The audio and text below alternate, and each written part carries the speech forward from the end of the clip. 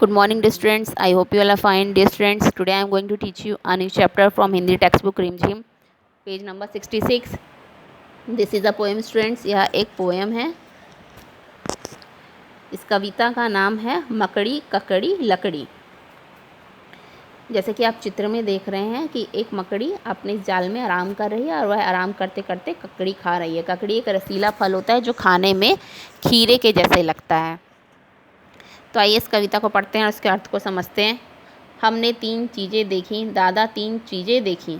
एक डाल पर थी एक मकड़ी, लकड़ी पर बैठी थी मकड़ी, मकड़ी खा रही थी ककड़ी. लकड़ी मकड़ी ककड़ी, मकड़ी ककड़ी लकड़ी, ककड़ी लकड़ी मकड़ी. हमने 3 चीज़ें देखी, दादा 3 चीज़ें देखी. एक खेत में थी कुछ बालू, बालू को रेत भी बोला जाता है.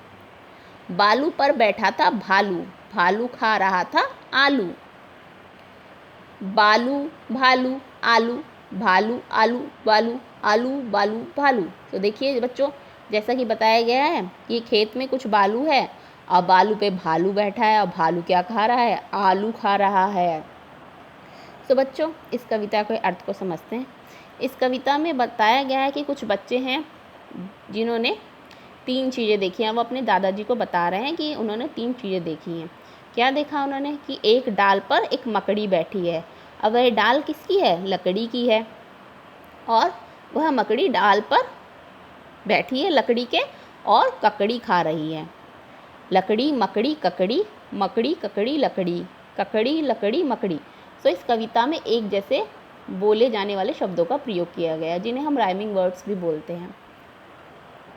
फिर बच्चों ने 3 चीज़ें देखी हैं. अब क्या 3 चीज़ें देखी हैं? वो तो कहते हैं दादाजी से, दादाजी दादाजी हमने 3 चीज़ें देखी. अब क्या देखा बच्चों ने?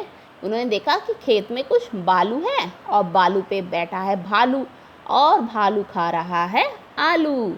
बालू भालू आलू, भालू आलू बालू, आलू बालू भालू. तो यहाँ पे भी एक जैसे बोले जाने वाले शब्दों का प्रयोग किया गया है. तो बच्चों, आई होप आपको ये कविता अच्छी लगी होगी. आप इसकी रीडिंग प्रैक्टिस कीजिएगा. Now just here today. Thank you.